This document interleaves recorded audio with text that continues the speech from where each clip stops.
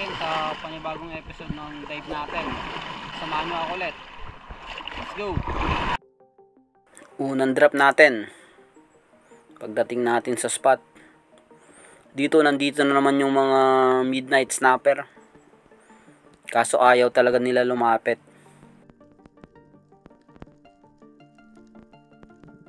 Shoutout nga pala kay Dovin, Jasper Fishing Vlog, Ariel Ducos, Junmar Ilaya, Angel Bakaling, Rolly Bidjok.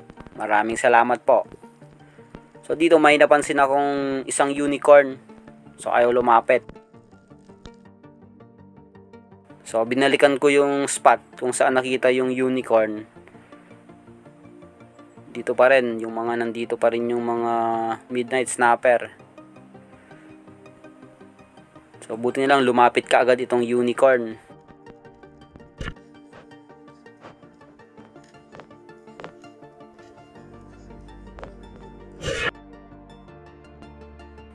A good size of unicorn. Kumay kung tawagin dito sa Banton yan. So pagkatapos din ito, umuwi na rin ako.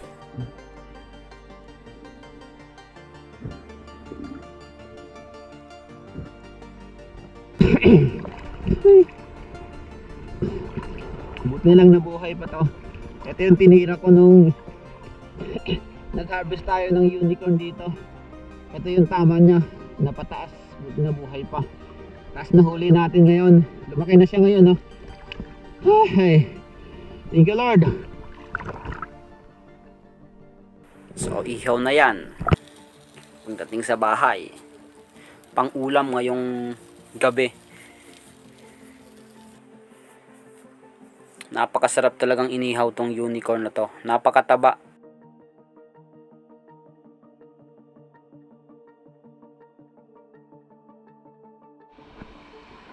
So another day ulit. Ito yung spot natin kung saan palagi nating dinadayban. Kung mapapansin nyo sa previous video natin.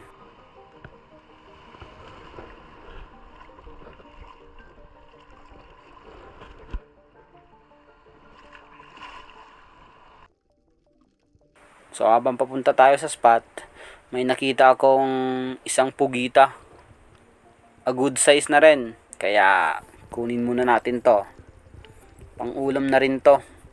Napakasarap gataan na pugita. So nandito yung pinsan ko. Hiniram ko muna yung pana niya. Para yun ang pangsundot. Kasi hindi pwede yung sa atin. Kasi mahaba yung flapper. So may huli na siya.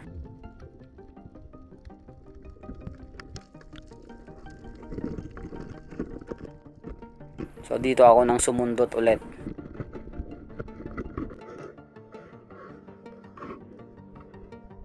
At ayun, lumabas na. So dinampot agad natin.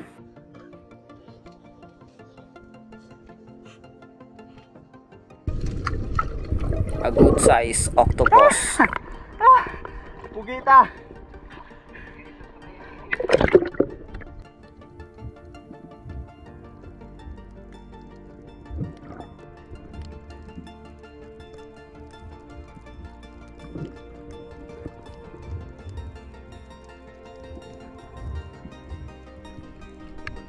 So pagkadating natin sa spot, load agad tayo ng spear gun.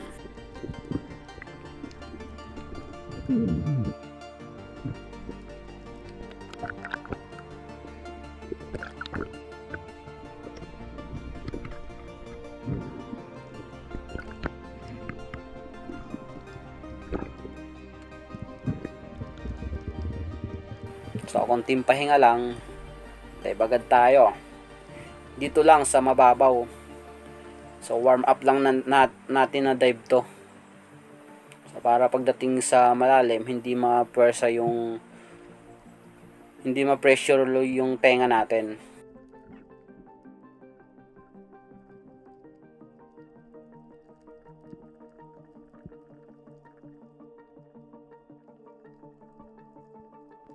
Kapwesto agad natin. Masid-masid lang muna sa paligid. Medyo konti lang ngayon yung bait. Wala yung mga dalagang bukid. Walang agos. Kaya siguro nasa malalim na part sila.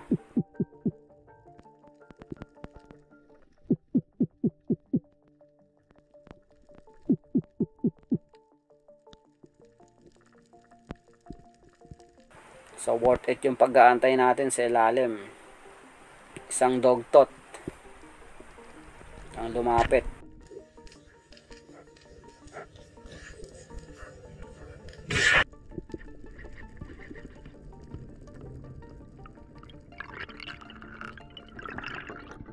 A good shot, a good holding shot naman yung pagkatira natin.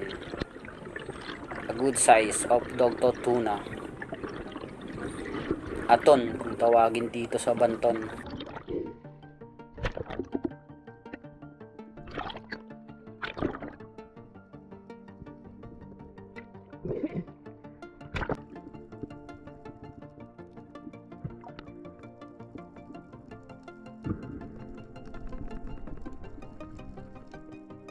.5 kilos on scale. Okay na rin. Pagkatapos nito, umuwi na rin ako. Medyo nakailang dive pa rin tayo kaso wala talagang nagpapakita. Kaya ito yung mga huli natin. Goods na rin to. At least hindi tayo na zero.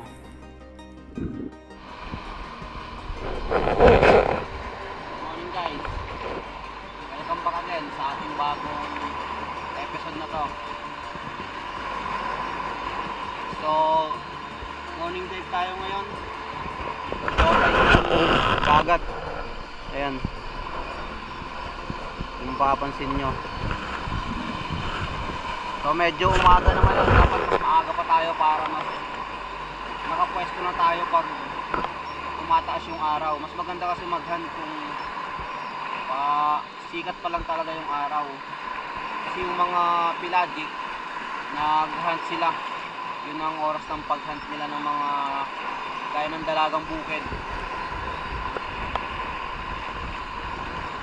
Sana makachamba ulit tayo ngayon. Tara, samahan nyo ako ulit. Let's go!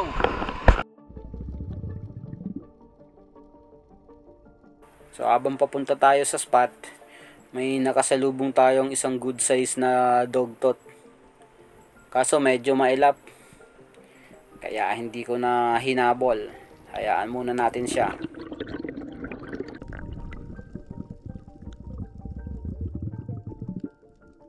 So nakailang dive na rin tayo. Halos magto 2 hours na tayong nag-dive. Buti lang nakita ko to isang grouper. Pero sumuot siya sa butas.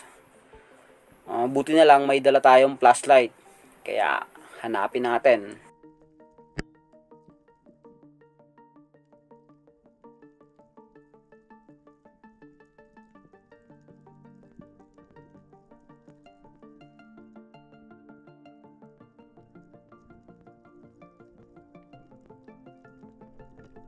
So itong butas na to is nakahuli na rin dito ako ng malaking trevally. Nasa loob siya nagpapahinga. So ito yung loob niya. Napakalawak.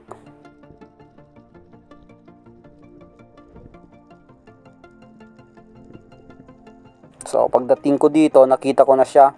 Kaya tinutukan ko agad siya ng pana.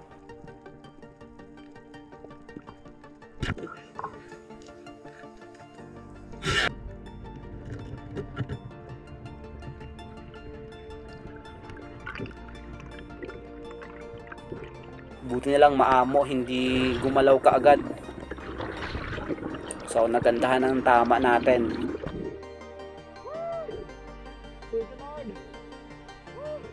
So eto na yung huli natin ngayong araw na ito.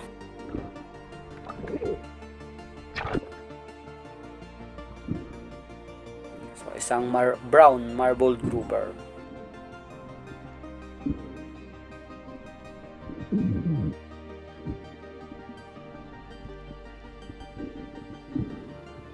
So pagkatapos din nito, pagod na rin tayo.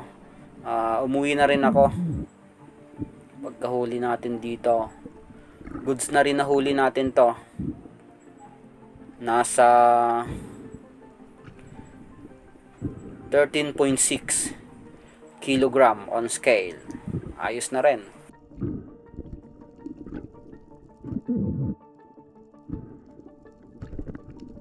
Ayun yung pagkatama natin. Natuhog natin.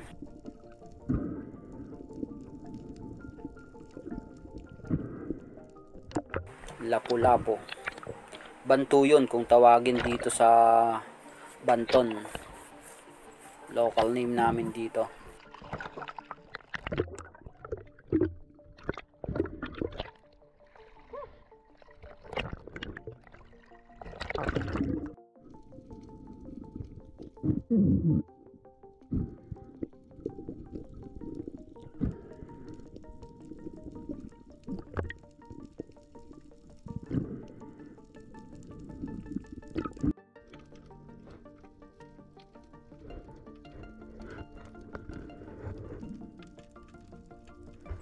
So hanggang dito na lang muna.